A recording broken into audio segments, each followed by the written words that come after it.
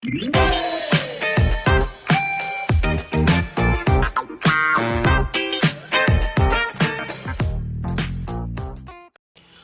guys, samahan nyo akong mag-unbox today. No? Meron tayong gadget na nabili kanina sa SM City, Pampanga sa may Cyber Zone. No? So, samahan nyo ako i-unbox natin siya. No? So, gagamitin ko to guys para sa mga future recordings, no? Sa vlogs. Para medyo maayos naman yung mga kuha ko sa mga guys, doon sa mga succeeding videos na gagawin natin, yung mga i-content natin dito sa YouTube channel ko. Okay? So ito nga pala guys, ayan. Kita naman, DJI Osmo Nano. Ayan, ito yung nabili ko kanina. 128 gigabytes na yan guys, no? 128 gigabytes. Actually, yung lang sana yung bibilhin ko guys, yung 64 GB lang sana yung bibilhin ko kanina, no? Kaya lang wala daw silang stock, kaya syempre napilitan akong bilhin na lang kung ano yung available, which is yung 128 gigabytes memory, internal memory to guys. Okay, so ito yung itsura ng kahon niya.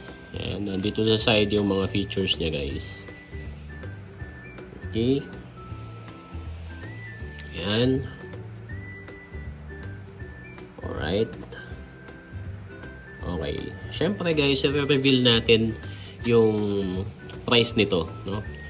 Sa dulo ng video na to, guys. So, sige. Huwag na natin patagalin guys. Baka mainip pa kayo sa kakahintay. Buksan ko na yung box, no? Ayan. So, dito na lang natin buksan. Ayan. Actually guys, binuksan na ni ate kanina sa may DJI store, no? Kasi yan, may mga kailangan na i-check dito sa unit.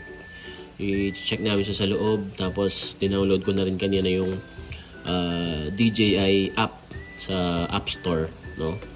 So, para matesting na rin yung unit. Pero ngayon guys, syempre, ayan, buksan natin siya para din ma-familiarize ko yung unit, no? So, check natin kung ano yung mga laman sa loob. Ayan. So, ayan naman ang box. Okay natin dito. Ano to? Meron siyang kasamang sticker. Ayan. DJI sticker. Ayan. Kita nyo ba guys? DJI. Alright. Ayan. Tabi muna natin siya. Meron din siyang kasamang ayan. Ito pala yung mismo guys. Yung lens. No? Okay. Lagay natin dito.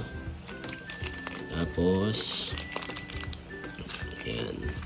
Ito yung sa screen niya guys, no? So, ganyan yan eh. Ayan. So, connect natin. Ayan. Ayan guys, nag-open siya. Pag pala i-connect mo siya, mag-o-open siya mag-isa niya. No? Or papakita pala niya yung battery percentage. Yan guys. So, ganyan siya, no? Ito yung sa camera. Ito yung vision dock niya. Tapos, pag chinek mo siya dito, yan. So, kita mo yung battery percentage, no? So, yung camera, ito guys, 88%. Tapos, itong vision dock, yan, 18%. So, bali, nag-charge siya niyan. Okay, nag-charge itong camera dito sa vision dock. Kaya nabawasan siya guys. Okay. So, ganito yung itsura niya. Sige, tabi muna natin siya guys. Buksan natin yung laman nitong box. Okay, ito yung charging cable. Type C. Okay.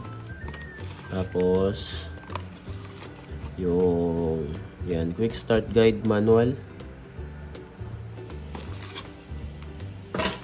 Ito yung ano ba to? Yan. Ito yung stand niya guys. Yan.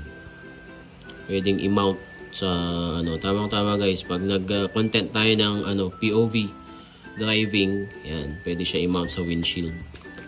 Right? Yan. Tapos meron siyang clip magnetic clip din to guys. So halimbawa nag-content ako ng POV, no? So pwede siya i-clip sa cap, no? Tapos lalagay lang yung camera dito. Yan. Then yan pang kasamang magnetic strap guys. Okay? Ayan. So mount lang siya dito. Ayan. Lakas ng magnet niya guys, oh.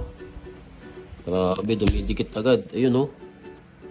Dumidikit siya agad guys. Ayan. Tapos ayan, susuot mo siyang parang necklace. Alright?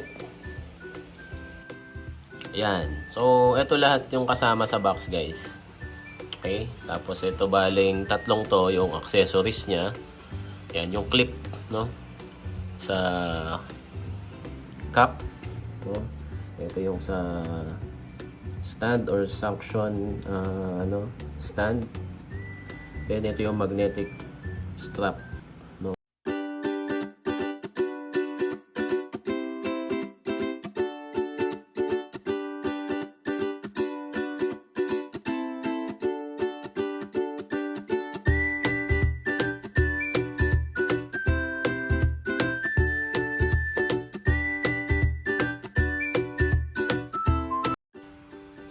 Ayan guys. Okay? So ito lahat ng laman ng box sa loob guys. Okay? So ano ba yung specs ng Osmo Nano? No, so syempre maganda yung specs niya guys. Nood na ako ng mga reviews regarding dito. So far maganda yung niya, yung mga review na nabasa ko, no? So sana masulit ko yung paggamit nito guys sa mga succeeding recordings ko ng mga content, no?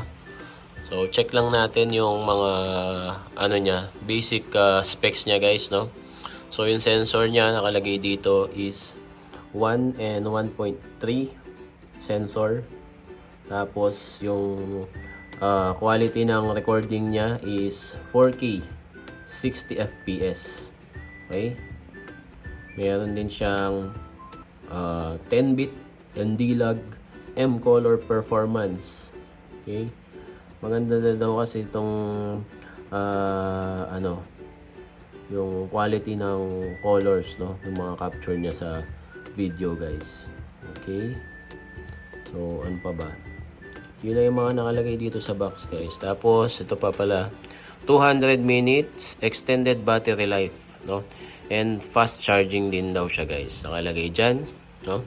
With live view, remote control, and swift content transfer.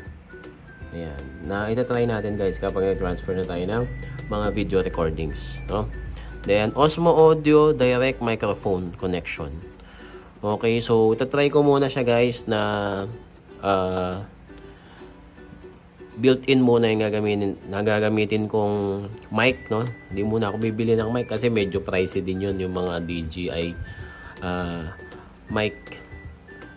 Okay, so subukan muna natin yung quality ng microphone nito guys. And nakalagay din dito 10mm waterproof camera with IPX4 rated vision duct. Ayan. So, yan guys, pwede naman to pwedeng gamitin sa tubig or mabasa. Yan. Yan guys, so yan muna yung masishare ko sa inyo, no?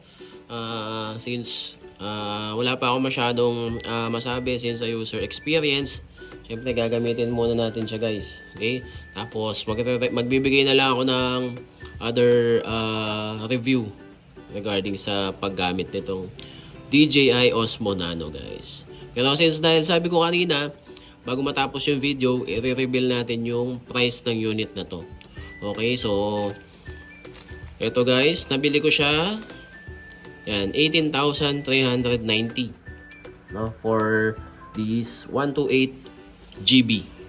Okay? So, mas mahal siya guys dun sa 64 GB kasi yung 64 GB is nasa 15,990 lang SRP. Okay? So, ayun guys, kung nagpaplano kayong bumili ng quality na camera, no, very handy, no, so affordable, no, maliban dun sa mga ibang price range na pang vlogging camera ni DJI. Okay guys, so kung di ka pa nakasubscribe sa channel ko guys, pasubscribe naman dyan, no, para ma-monetize naman na tong YouTube channel ko at gumanda-ganda palalo yung mga content na may share ko sa inyo. Okay, so hanggang sa muli mga ka-teknik, stay safe.